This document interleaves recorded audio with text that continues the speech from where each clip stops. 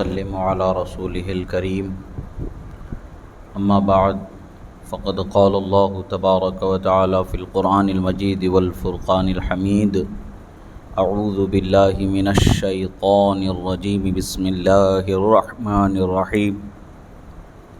ولا تحسبن الله غافلا عما يعمل الظالمون صدق الله مولانا العظيم وصدق رسوله النبي الأمين الكريم ونحن على ذلك لمن الشاهدين والشاكرين والحمد لله رب العالمين۔ ایک مرتبہ عقیدت و محبت کے ساتھ درود شریف کا نذرانہ پیش کریں۔ اللہم صلی علی سیدنا نبینا مولانا محمد عدد ما فی علم اللہ صلاۃ دائمۃ بدوام ملک اللہ وعلی آلہ واصحابہ اجمعین۔ ایک مرتبہ اور نبی اور آل نبی پر درود شریف پڑھیں۔ اللہم صلی علی سیدنا نبینا مولانا محمد عدد ما فی علم اللہ صلاۃ دائمۃ بدوام ملک اللہ وعلی آلہ واصحابہ اجمعین۔ اللہ رب العزت کا بے پناہ شکر و احسان کہ اللہ رب العزت نے ہمیں کلمہ گو مسلمان بنایا، کلمہ پڑھنے والا بنایا، اہل ایمان میں ہمیں پیدا فرمایا، ایمان کی دولت سے مالا مال فرمایا، ایمان والے مسلمان ماں باپ نصیب فرمایا، دوست رشتہ دار احباب ایمان والے اللہ نے نصیب فرمایا، جو ہمارے ایمان کی مضبوطی سلامتی کے لیے ہمارے معاون و مددگار ہوتے ہیں۔ ایسے افراد کو اللہ نے ہمارے لیے مہیا فرمایا۔ یہ رب ذوالجلال کا بے حد احسان اور اکرام ہے کہ اس نے اپنے محبوب راستے، اپنے سچے راستے پر چلنے والا مسلمان ہمیں بنایا، صراط مستقیم پر چلنے والا بنایا۔ اللہ رب العزت کا کرم ہی ہے اللہ نے یہ نعمت ہمیں بخشی، ورنہ تو ہم اپنی جستجو سے اس نعمت کے حقدار ہونا یہ ہمارے بس کی بات نہیں ہے۔ ہدایت محض اللہ کے کرم سے ہی حاصل ہوتی ہے۔ اللہ نے ہمیں ہدایت والا بنایا، یہ اللہ کا شکر عظیم ہے۔ رسول اکرم صلی اللہ تعالی علیہ وسلم کی محبت کو اللہ تعالیٰ نے ہمارے دل میں پیوستہ فرمایا، ان سے عقیدت کو اللہ تعالیٰ نے ہمارے دل میں جاری فرمایا۔ یہ اہل ایمان کی علامتوں میں سے ہے کہ رسول اللہ صلی اللہ تعالی علیہ وسلم سے بے حد محبت کرنے والے ہوتے ہیں۔ رسول اللہ صلی اللہ علیہ وسلم نے فرمایا، لا یؤمن احدکم حتی اکون احب الیہ من والدہ وولدہ والناس اجمعین۔ تم میں سے کوئی شخص اس وقت تک مومن ہو ہی نہیں سکتا جب تک کہ میں اس کے نزدیک اس کی جان، مال، ماں باپ، آل اولاد، بھائی بہن، ہر چیز سے زیادہ پیارا نہ ہو جاؤں۔ جب تک کہ رسول اللہ ہمیں ہر چیز سے پیارے نہ ہوں، ہمیں اس وقت تک اہل ایمان یعنی کامل الایمان ہم نہیں ہو سکتے ہیں، سچے مومن مسلمان نہیں ہو سکتے۔ سچا مومن، سچا مسلمان وہی ہے جس کے نزدیک رسول اللہ صلی اللہ تعالیٰ علیہ وسلم سے بڑھ کر کے کچھ بھی نہ ہو، وہ رسول اللہ صلی اللہ تعالیٰ علیہ وسلم ہی سے محبت کرنے والا ہو۔ اور پھر رسول اکرم صلی اللہ تعالیٰ علیہ وسلم نے ارشاد فرمایا، ایک اور حدیث میں آپ نے ارشاد فرمایا کہ تم میں سے کوئی شخص اس وقت تک کہ مومن ہو ہی نہیں سکتا جب تک کہ وہ اپنی جان، مال اور اپنے اہل و عیال سے زیادہ مجھ سے اور میرے خاندان والوں سے محبت کرنے والا نہ ہو جائے۔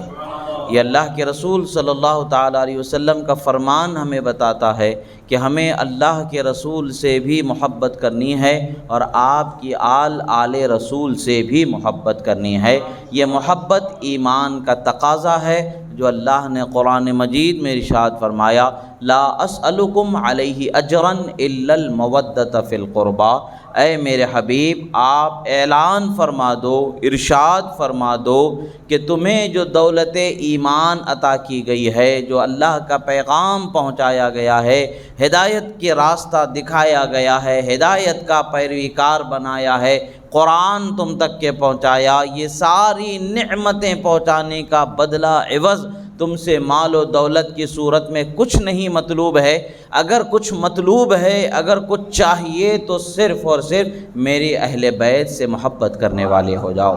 اور اللہ کے رسول صلی اللہ علیہ وسلم پر جب یہ آیت مبارکہ نازل ہوئی، صحابہ نے عرض کیا یا رسول اللہ، یوں تو ہر کوئی خاندان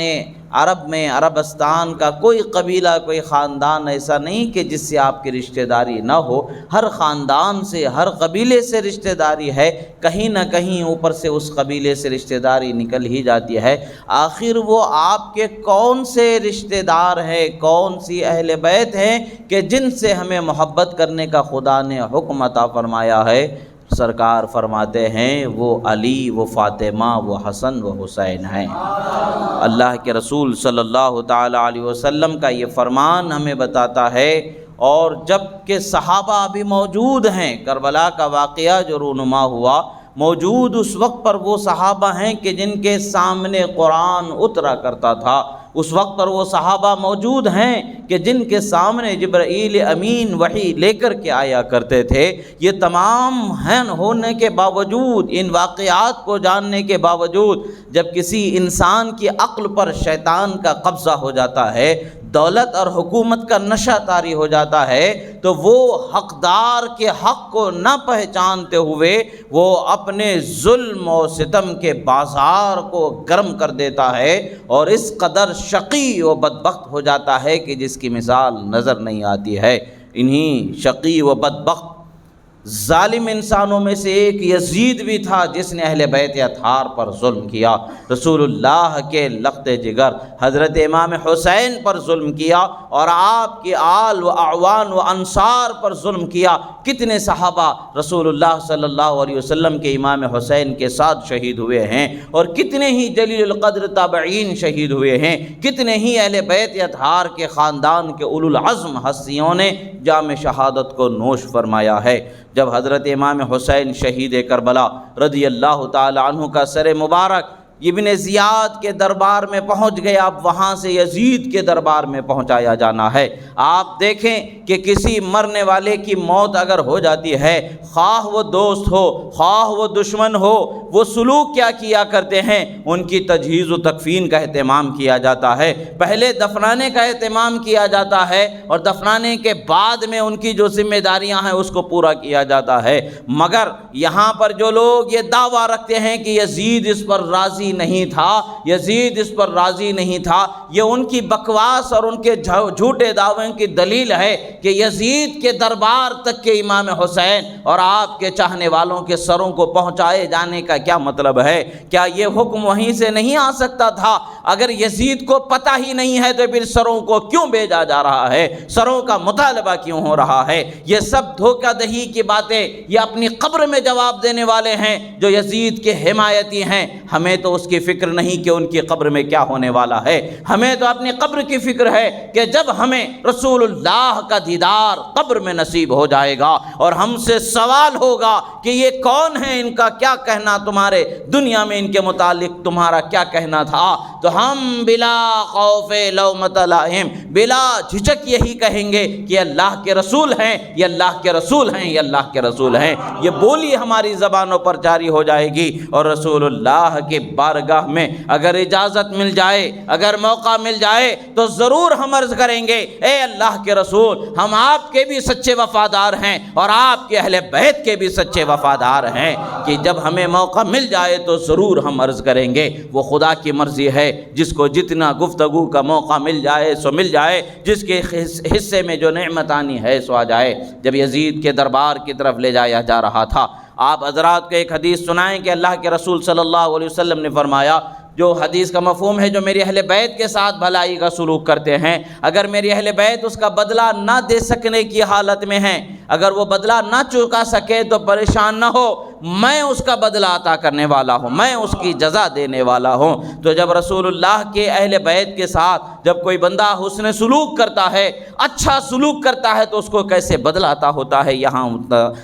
مثال ملتی ہے جب رسول اللہ صلی اللہ علیہ وسلم کے شہزادے امام حسین اور آپ کے شہزادوں کو ان کے سروں کو نیزوں پر لگایا گیا ہے، کوفہ کی گلیوں میں گھمایا گیا ہے، کوفہ کے دربار پر لگایا گیا تھا، اب پھر اس کے بعد اب پھر یزید کے دربار پر لے جایا جا رہا ہے۔ راستے میں ایک جگہ پر شام کے مضافات میں ایک گرجا گھر تھا، وہاں کا ایک پادری تھا، جب اس نے لوگوں کو، عموماً لوگ اس راستے سے سفر کرنے والے وہاں جانوروں کو باندھنے اور مسافروں کے لیے کھانے پینے اور پانی کا انتظام کیا جاتا تھا، تو وہاں لوگ سفر کرنے والے اکثر رکا کرتے تھے، تو یہ لوگ بھی وہاں پر پڑاؤ ڈالتے ہیں اور قافلے کو روک دیتے ہیں۔ جب قافلے کی حالت، گرجا گھر کا جو پادری تھا جو شاذ و نادر ہی اپنے کمرے سے باہر نکلا کرتا تھا، جب اس نے دیکھا اپنے کمرے کی کھڑکی سے کہ کچھ قیدی ہیں جن کے ہاتھوں میں زنجیریں پڑے ہوئے ہیں، کچھ بچے ہیں، کچھ عورتیں ہیں، کچھ ضعیف ہیں، کچھ نوجوان ہیں کہ جن کے گلے میں اور ہاتھوں میں زنجیریں پڑی ہوئی ہیں، قیدیوں کے سرا ان کو رکھا گیا ہے، اس میں کچھ اور چمکتے چہروں والے نورانی صورتوں والی خواتین بھی ہیں، اور ان کے جہاں جہاں ان کا وجود ہے اس جگہ پر ایک عجیب قسم کی برکت و رحمت کا احساس و ادراک ہو رہا ہے۔ بہرحال کہ اس نے دیکھا کہ مظلوم لوگوں کا ایک قافلہ ہے، اور پھر لشکر کے سالاروں کے ہاتھوں میں اور لشکر کے سپاہیوں کے ہاتھوں میں نیزوں کو دیکھا گیا، اور ان نیزوں میں سروں کو دیکھا گیا۔ جب یہ سروں کو دیکھا گیا اور سروں کا بھی مشاہدہ کر لیا گیا، اب بات یہ ہے کہ یہ ایسی ویسی کتابوں سے ہی منمانی باتیں بتا دی جا رہی ہیں، نہیں، بلکہ تاریخ کے معتبر ترین کتابیں جو ابن تیمیہ کے شاگرد ہیں، علامہ ابن کثیر جنہیں کہا جاتا ہے، البدایہ والنہایہ، صواعق محرقہ وغیرہ، اچھے تاریخ اسلام میں اونچا مقام رکھنے والے، یعنی وہ کتابیں کا جن کا اعتبار اپنے پرائے سبھی کرتے ہیں، ان کتابوں میں ان واقعات کا ذکر موجود ہے۔ آج 1400 سال ہو گئے ہیں، 1400 سال سے واقعات ہماری نسلیں اپنے آباء و اجداد سے سنتی آ رہی ہیں، ان واقعات کو اسی طریقے سے سنتے آ رہے ہیں، اور قیامت تک کے انشاءاللہ سنا جائے گا، اور قیامت میں ہم اس کا نتیجہ جو ظلم کرنے والے ہیں اپنی آنکھوں سے دیکھنے والے ہیں انشاءاللہ۔ ظالموں کے لیے اللہ تعالیٰ نے فرمایا وَسَيَعْلَمُ الَّذِينَ ظَلَمُوا أَيَّ مُنقَلَبٍ يَنقَلِبُونَ، اور ظلم کرنے والے ان قریب دیکھ لیں گے کہ وہ کس کروٹ پلٹا کھاتے ہیں، یعنی کیسی بھیانک سزا انہیں جہنم میں دی جائے گی، وہ انہیں دیکھنے والے ہیں، وہ جان لیں گے، بہت جلدی ہی ان کو پتہ چل جائے گا۔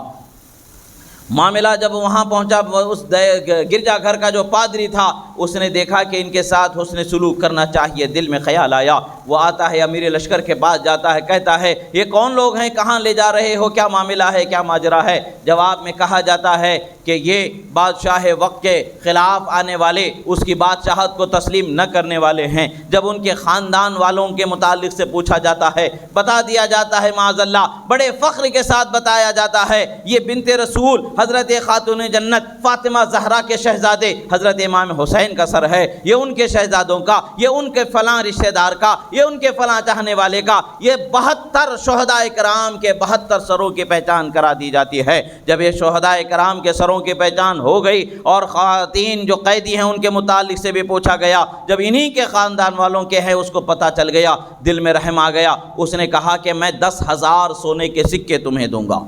میں 10,000 سونے کے سکے تمہیں دوں گا، اور کیا تم اس 10,000 سونے کے سکوں کے بدلے میں صرف آج کی رات مجھے ان کی خدمت کرنے کا موقع دے دو، میری طاقت جتنی ہے میں ان کے ساتھ بھلائی کرنا چاہتا ہوں، بس ایک رات کے لیے مجھے کہ خدمت کا موقع دو، اس کے لیے میں تمہیں 10,000 سونے کے سکے دوں گا۔ وہ تو درہم و دینار کے بندے تھے، دولت کے لالچی تھے، جنہوں نے خط لکھ کر کے امام حسین کو بلایا تھا۔ جب ابن زیاد نے خزانے کے دروازے کو کھول دیا اور زر و جواہر کو لٹانا شروع کر دیا، تو انہوں نے زر و جواہر کے دامن کو پکڑا اور دامن بنت رسول کے اپنے ہاتھوں سے چھوڑ دیا، اور دنیا میں انہوں نے جہنم کے راستے کو اپنا لیا اور جہنم کی طرف گامزن ہونا انہوں نے قبول کر لیا۔ تو جب وہ امام حسین کی شہادت سے پہلے بھی دولت کے قبول کرنے والے تھے، تو بعد میں بھی دولت کے قبول کرنے ہی والے ہوں گے، اور یقیناً انہوں نے اس دولت کو قبول کر لیا اور انہیں موقع دے دیا۔ وہ گرجے کا جو پادری تھا، ایک صاف ستھرا کمرہ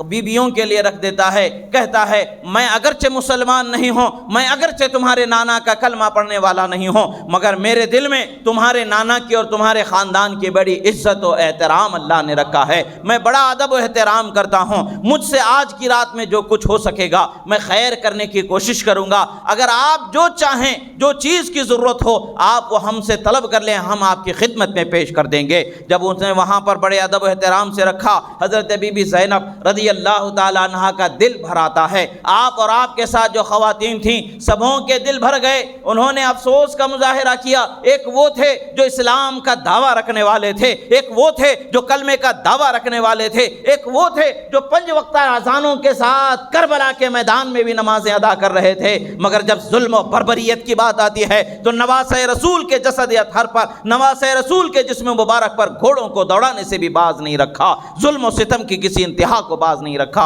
اور ایک یہ ہے کہ کلمہ پڑھنے والا نہیں ہے، اور ایک یہ ہے کہ دین والا نہیں ہے، مگر محبت و احترام کا مظاہرہ کر رہا ہے، دل کو سکون ملا، دعائیں نکلی کہ خدا تمہارے لیے جیسا بہتر فیصلہ کرنا چاہے، بہتری دینے کا وہ فیصلہ تمہیں عطا فرما دے، وہ بہتری تمہیں عطا فرما دے۔ جان لیں اللہ کے رسول نے پہلے ہی فرما دیا تھا میری اہل بیت کے ساتھ بھلائی کرو، وہ اگر بدلہ نہ چکا سکیں تو میں بدلہ اس کا عطا کرنے والا ہوں، تو اس نے بھلائی کر دیا۔ اور امام حسین کے سر مبارک سے، آپ کے جسد مبارک، چہرے مبارک پر جو خون وغیرہ کے نشان تھے اس کو زعفران سے اور کافور سے دھو کر کے، مشک و گلاب سے صاف کر کے اس نے کافور میں مشک میں بسایا اور بیٹھ کر کے حیرت سے اس چہرے کو دیکھنے لگ گیا،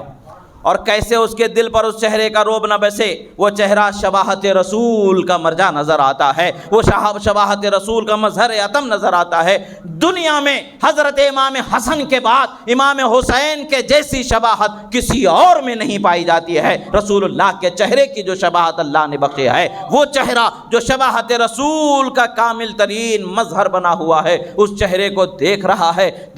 ہے، اور اچانک اللہ تبارک و تعالیٰ نے اس کے نگاہوں سے پردوں کو اٹھا دیا، ہدایت عطا فرمانے کا فیصلہ فرما دیا، دل کے اندھیرے کو دور فرما دیا، ایمانی نور اس کے دل میں اتارنا شروع کر دیا، تو دیکھتا ہے کہ آسمان سے ایک نور کا حالہ بنا ہوا ہے، امام حسین کے سر مبارک پر وہ گھیرا بنایا ہوا ہے، ایک تسلسل ہے نور کا جو برستا چلا جا رہا ہے۔ جب اس نے اس نور کا مشاہدہ کر لیا، اس کے دل نے گواہی دے دی کہ یہی دین، ان کے نانا کا جو دین ہے وہی سچا ہے، اور اس دین کے یہ شہید سچے ہیں۔ زبان سے اس نے کہا اشہد ان لا الہ الا اللہ واشہد ان محمدن عبدہ ورسولہ، اس نے گواہی دی اگرچہ وہ حضرت عیسیٰ علیہ السلام کے دین پر تھا، مگر ہر ایک کے لیے ضروری ہے، ہر پیغمبر کے ماننے والے کے لیے ضروری ہے، نبی آخر الزمان خاتم الانبیاء تشریف لا چکے، ہر مومن جو بننا چاہے، ہر کامیاب جو خدا کی بارگاہ میں بننا چاہے، اب اس کے لیے رسالت محمدی کی گواہی دینا ضروری ہے، شریعت محمدی پر چلنا اس کے لیے ضروری ہو گیا۔ اس نے بھی شہادت دی، اسلام قبول فرما لیا۔ پتہ کیا چلتا ہے، اہل بیت اطہار کے ساتھ جس نے بھی بھلائی کی اللہ نے اس کو ضرور بھلائی عطا فرمائی ہے، اللہ نے ضرور اس کا بدلہ چکایا ہے۔ اب وہاں پر جب 10,000 دینار دے دیے گئے ہیں، 10,000 جو سونے کے سکے ہیں، 10,000 ایک دینار کم و بیش 1 تولے کا ہوا کرتا ہے، تو 10,000 تولہ سونا لے کر کے ایک رات کی خدمت کو اس نے اپنایا، یعنی 10,000 تولہ سونا کی اس نے اپنے پاس کوئی قدر و قیمت نہیں جانی تو صرف یہ جانی کہ ان مظلوم نبی کے گھر والوں کے ساتھ اس نے سلوک کروں تو دنیا میں اس نے مال ان کے لیے ان کی محبت میں لٹایا تو اللہ تعالیٰ اسے کیسے خسران اور کیسے نقصان میں رکھ سکتا ہے۔ یقیناً اللہ تبارک و تعالیٰ نے اسے وہ فائدہ عظیمہ عطا فرمایا جو دنیا کے بعد اسے فائدہ دینے والا ہے، دنیا میں عزت و شان عطا فرمانے والا ہے۔ وہ شان، وہ فائدہ، وہ دولت ایمانی ہے جو اللہ نے عطا فرما دیا، وہ بھی اہل ایمان سے ہو گیا۔ جب لوگوں نے بیٹھ کر کے سکوں کو آپس میں بانٹنا شروع کیا، جب بانٹنے لگے تو دیکھتے ہیں کہ کیا ہیں،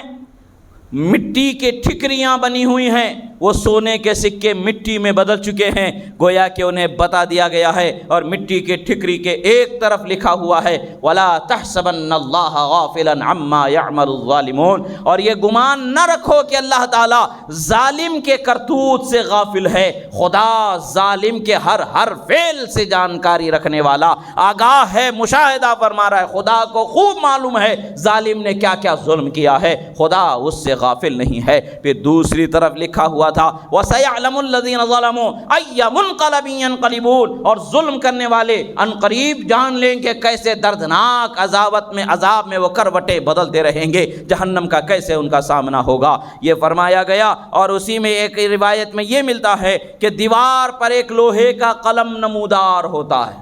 دیوار پر ایک لوہے کا قلم نمودار ہوتا ہے اور اس پر لکھا جاتا ہے اترجو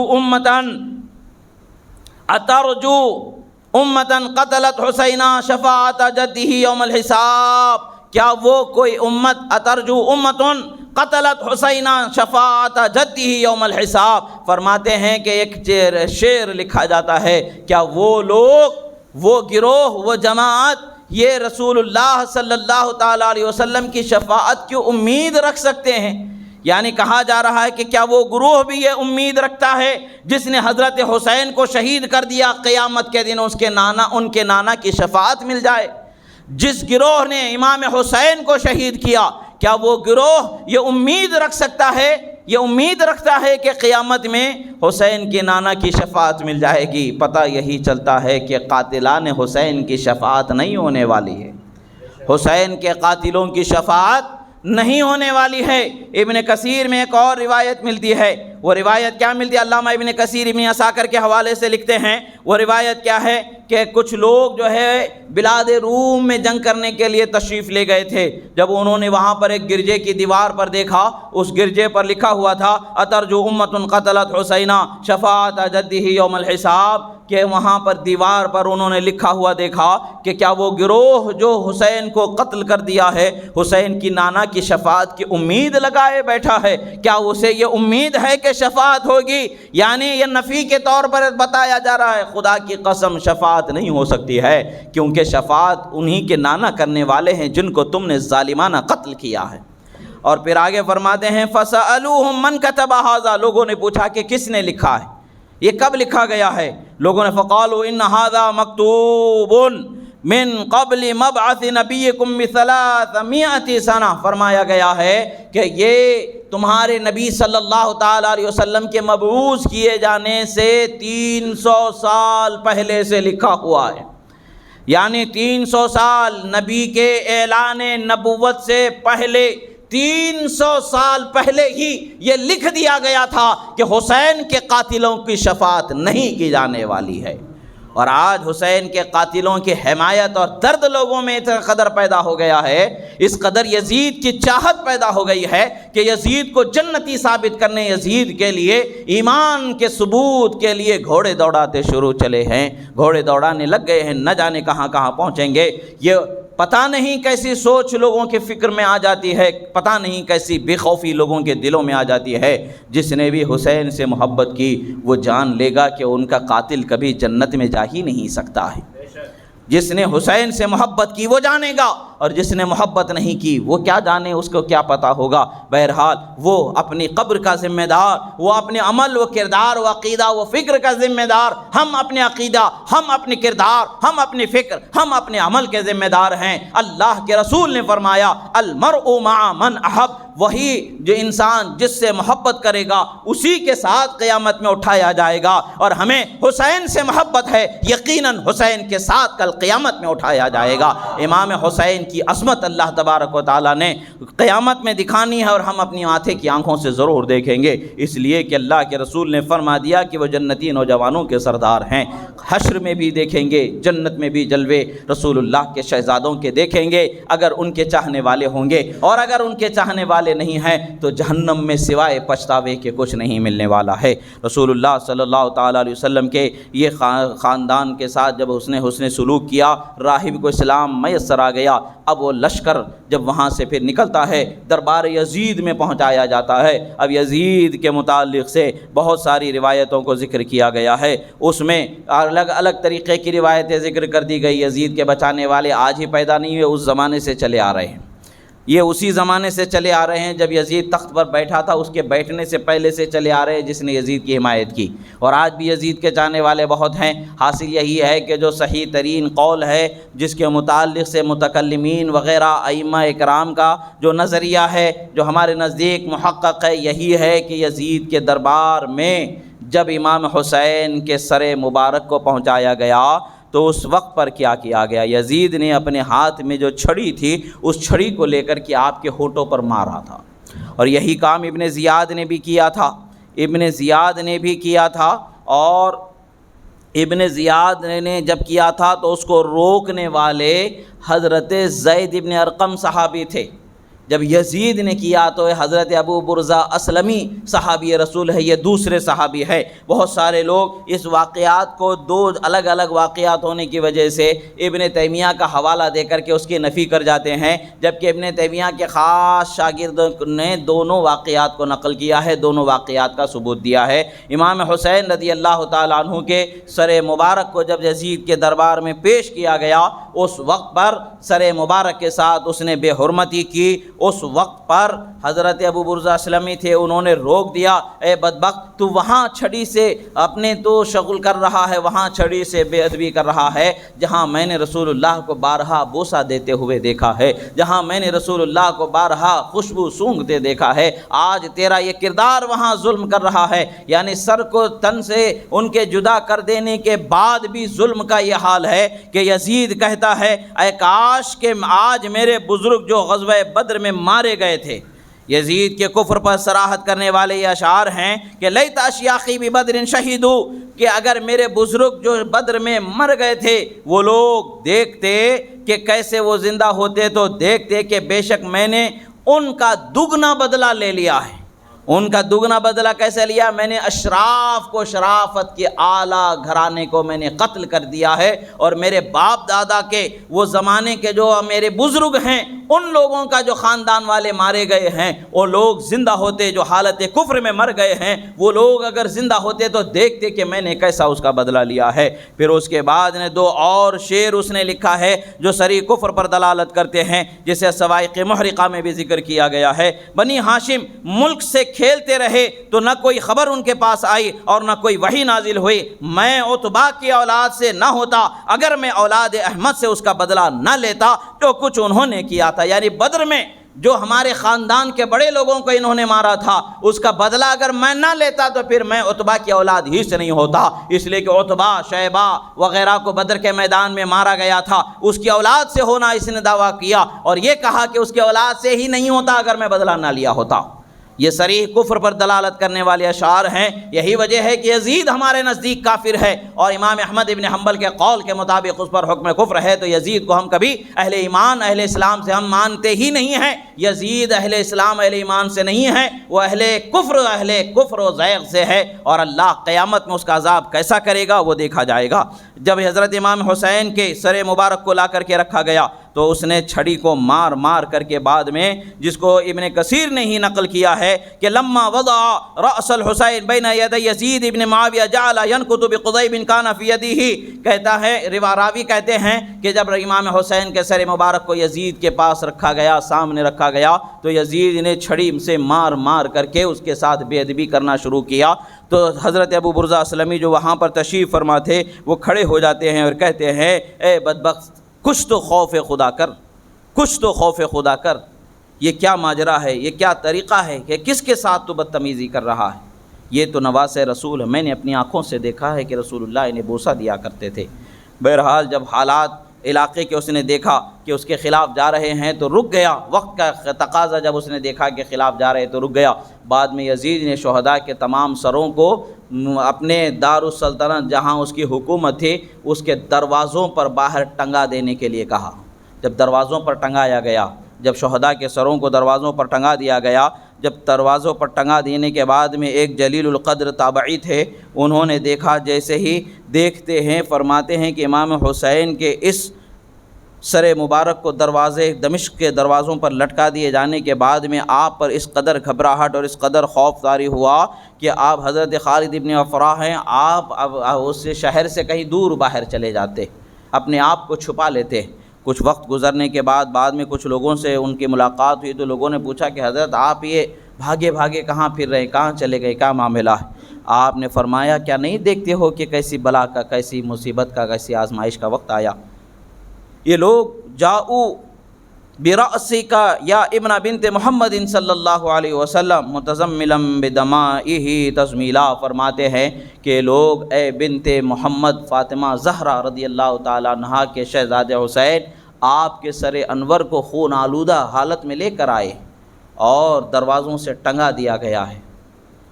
دروازوں پر لٹکایا جا رہا ہے۔ اگر امام حسین کے قتل پر یزید راضی نہیں تو ایسا کیوں ہوا؟ یزید راضی نہیں ہے تو فوراً اسی وقت پر وہ تدفین کرتا اور جس نے قتل کیا ہے اس کو بلا کر کے فوراً قتل کر دیتا، ابن زیاد کو قتل کرتا، شمر کو قتل کرتا، ابن سعد کو قتل کرتا اور جتنے تھے سب کے قتل کا پروانہ جاری کرتا، بلکہ انہیں تو انعام و اکرام سے نوازا گیا، انعام دیا گیا، لوگوں کے سامنے جھوٹے منہ کہہ دیا کہ ارے میں تو اس پر لعنت کرتا ہوں، خدا کی لعنت ہو، اس نے وہ کام کر دیا جس کا میں نے اس کو کہا ہی نہیں تھا۔ یہ ساری باتیں آج کی حکومت کے دور میں سب لوگ اچھی طریقے سے سمجھتے ہیں کہ مین حکومت کی پالیسی کیا ہوتی ہے اور صوبائی اعتبار سے، علاقائی اعتبار سے،